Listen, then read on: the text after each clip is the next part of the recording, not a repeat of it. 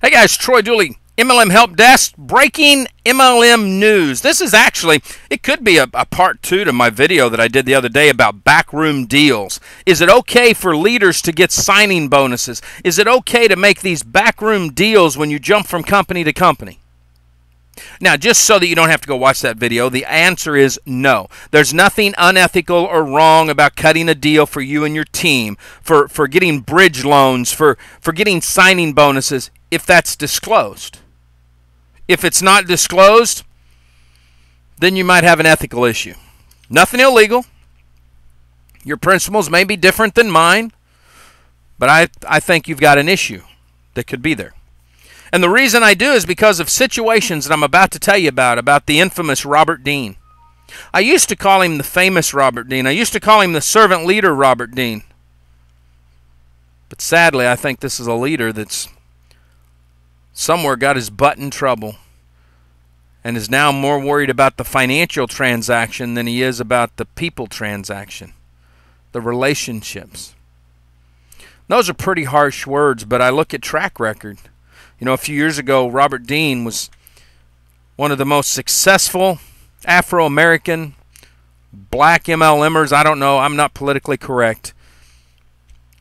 But what him and his team were doing, I was so proud of, because I was watching a whole demographic group of people that loved each other, that were coming in and building something, that were helping their own people out of a situation.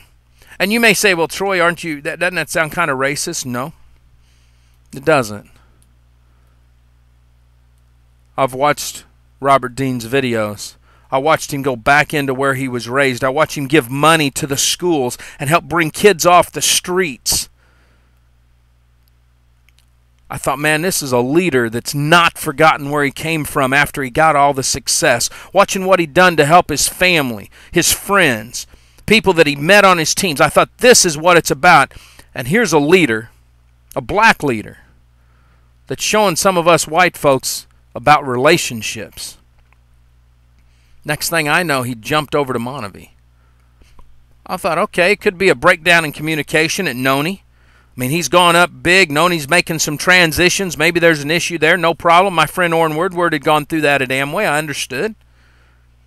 But rumors started flying. Hey, he cut a deal with Dallin Larson. I called up Dallin. Dallin, he goes, we'll do performance-based packages, Troy. That's nothing. I said, I ain't put skin in the game. I'm in. I got no problem with that. Next thing I know, he's gone from Monavie. He's over at Evolve. I thought, that's weird. So I called my friends, Brent Hicks over there, that's the CEO of the company. And I said, all right, tell me the truth, man. What kind of deal did you guys just cut with Dean? What's Rob up to these days? He said, oh, we better get Trey on the phone for this one. He calls up Trey White, the chairman, founder of the company. He said, Troy, we don't cut deals. Not like you're talking about. Now, we'll do performance-based packages. We'll help these guys out. We know they've got marketing expenses, stuff like that. That's cool. I said, yeah, man. And I tell you what, Evolve did some great stuff helping out my friend Garrett McGrath whenever the Accelerate went down and his team went over there, and he's doing some awesome stuff. So, okay, that's great. He said, but Troy, he's doing great. His team is growing. They're doing some awesome stuff. I said, good. I think I hadn't hardly turned my back. Next thing I know, here he is. In 2 years, he's gone from Noni to Monavie to Evolve to ViSalus Science to Fit. Now he's over at Limu, L-I-M-U, Lima. He's over here now. This isn't, I don't know. Robert Dean has forgotten where he came from. Now, when he jumped to ViSalus, I did this video. I said, you know what? Sometimes this happens. Guys leave one company, go to another, but the boy's lost some weight. Look at the weight he's lost. One of his former proteges calls me and says, Troy, that ain't right, man. I said, what do you mean it ain't right? He said, I'm telling you, he personally told me he didn't lose that weight from ViSalus. He lost it somewhere else. I said, give me the proof. He said, I can. He told me in a conversation. I said, well, I can't take that public. And the reason I'm doing it now is because now I'm seeing a track record. I'm seeing that Robert Dean doesn't seem to care about his team. He seems to care more about the financial transaction, not the relationship transaction. I called up Blake Mullins. I said, Blake, is it true? He said, yeah, he's leaving, man. I said, this hurts his people. He said, I know. I said, can you tell me more? And he said, no, you need to talk to Nick. He goes, Nick is his upline. Well, Nick Sarnicola is a co-founder of ViSalus. Earlier, late last year, middle of the year, he said, I can't do this corporate gig. I need to take the tie off, put my jeans back on, go build it one more time. And you got to understand about Nick. Nick's like 25 or 26.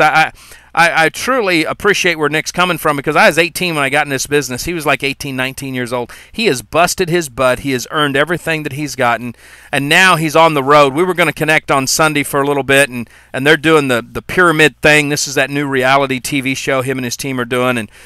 But Nick on Friday, before he sent it out to the team, sent me out the email and the contract that he was sending. He was going to let the whole team know what was going on.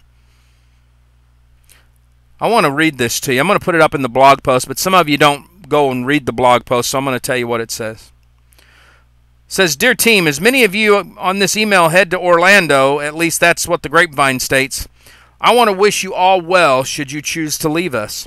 You are all good people who only want the best for your families, and I hope you find it wherever you're at. There's only so many times that you can move from one company to the other before everyone stops listening. So my wish is that this is the last move for you. Again, see, Robert Dean had said, we're coming home, man. ViSalus is it. We're never leaving again. But yet he left. It's been stated to several people that the deal to go to Lima was just too good to pass up. Mr. Dean said, this is it. See, this is the funny thing. When you put finances above the relationship, all of a sudden, sadly, you just become a high-priced gigolo in this case. I know that stuff's legal in Vegas, not Vegas, but Nevada, but it's not legal in business.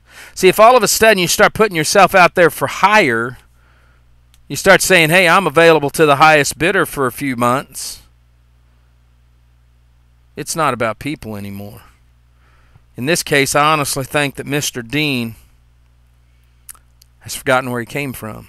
Those videos of how he helped his people in the early years, I think he's out for number one now, and here's why I say that.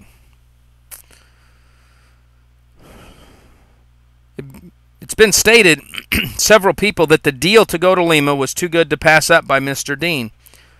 As in his personal deal in September of 2010, Mr. Dean shared with me that in order for his team to transition into ViSalus, his top 15 leaders, for them to be able to stay full-time, to be able to travel, to keep building, not skip a beat, they would need a large chunk of money up front. He mentioned to me that he had a couple of $1 million deals on the table, but he really wanted to come to ViSalus. I explained to him, ViSalus doesn't make deals, but I could probably put together a group of investors, private investors, not affiliated with ViSalus, who might want to help Mr. Dean's team build and not go backwards. I mentioned that if he was 100% sold on ViSalus and wasn't going to jump again to the next deal that was waved in front of his face, that I would put my word on the line for him, and I did. Now, I want you all to just listen to me a minute. I don't care if you're in ViSalus. I don't care if you ever go use their product. I want you to understand something about Nick Sarnicola. He grew up in a family that when you give your word, it still means something. I respect that. It's a boy from the South. When we give our word, it means something. So Nick put his word on the line with investors. This is the sad thing. It burns me up. The investors proceeded to fund Mr. Dean on his word, $175,000 signing bonus to be used to fund his team and their needs and cost for doing business. They also went on to give Mr. Dean an additional $175,000 for hitting production numbers over the course of time to keep his team going.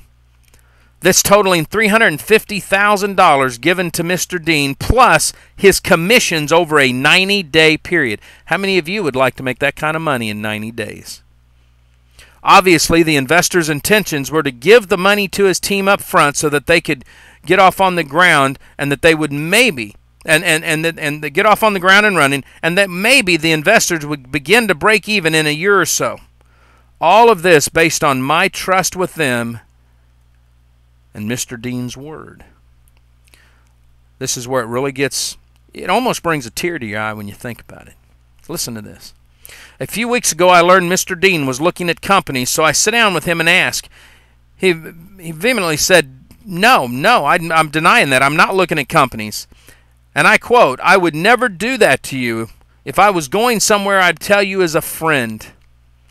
Interesting now that Mr. Dean has left. Within days, I knew more than I cared to, but the most horrifying thing that I learned was that the $350,000 that he'd asked for his team and their needs and their expenses and building their business and doing the travel and the fly-ins and all this other never quite made it to them. This is where it hurts. There were a few people that got a few crumbs, but that was about it. I received a very sad call from one of his leaders asking me, Nick, how could you stop funding us in December? We had our worst Christmas in our entire lives, and Rob said it was because you stopped funding us. Nick said, I'm baffled. I pulled the wire transfer up, and we confirmed that Mr. Dean received $75,000 in the first week of December, but told his leaders that we didn't give him anything. The team was mortified when they learned how much Mr. Dean received and how little he had shared. So I guess the big question is, where did all the money go? Attached is a copy of the contract that Mr. Dean signed so that you can be up to speed. The big question I know everyone wants to know is, why am I doing this? Simply my value system. Someone has to point up and stand up for what's right, and this was wrong. I want to make sure companies, people, investors, and teams don't keep getting hurt. I agree with Nick on that. See, if you're going to cut a deal and you're going to say it's for your team, then do it for your team. Don't use your team as a scapegoat to just put money in your own pocket, to keep funding the fancy cars, the fancy clothes, the Rolex watches. You know, this fake it till you make it crap from the 80s doesn't work in the modern century. Right now, people across the internet believe in a direct selling company, in the direct selling business model, and they believe when somebody says you can make a six-figure income after 3 to 5 years, they believe that's true. But when they hear stories about some guy that made $350,000 in 90 days, and they think, man, I can do that, and it's a bunch of crap like this is bad. I don't hold ViSalus responsible for what happened to Robert Dean's team. I don't hold Nick responsible. I think Nick is a businessman. I think he did something very good here. I think he was trying to definitely help his team grow overall, but also help the people. Not everybody would put their name on the line. Think about this. This is direct selling, $350,000. I'll tell you what I think happened. Mr. Dean realized that he couldn't live up to his part of the bargain, so he went to cut another deal, find somebody else he could sleep with. And sad to say, if there's a deal that was cut over there at Limu, I hope that his team get checks from that company on their own instead of going through him, because I don't think his bank account has a revolving door. I think it goes into his account and that's where it stays until he needs it. And that's wrong. Rob, if you're watching this, I'd love to talk to you live. But I tell you what, I've watched the track record and it's disappointing. For a man that seemed like he really did care, it seems like right now that you've got your butt in a pickle of some kind and you're more worried about yourself than you are your team. I know what it means to be financially strapped. I know what it means to be bankrupt. But you never, ever put the financial transaction over the relationships transaction. That's wrong. Some of you may not be happy with me. Some of you on Robert's team may get all in a tizzy. But I'm going to put this up here because it just isn't right. All they had to do was target. This was pretty good right here. If you target 100,000 in sales, you get 33,000, 200, 300, 400,000 in sales. It was production based. I'm all for that. It just needs to be disclosed. I challenge every company watching this from this point forward. Disclose all of the deals, all the signing bonuses. It's only fair to your organization. Live life like it's an epic adventure. We'll see you at the top.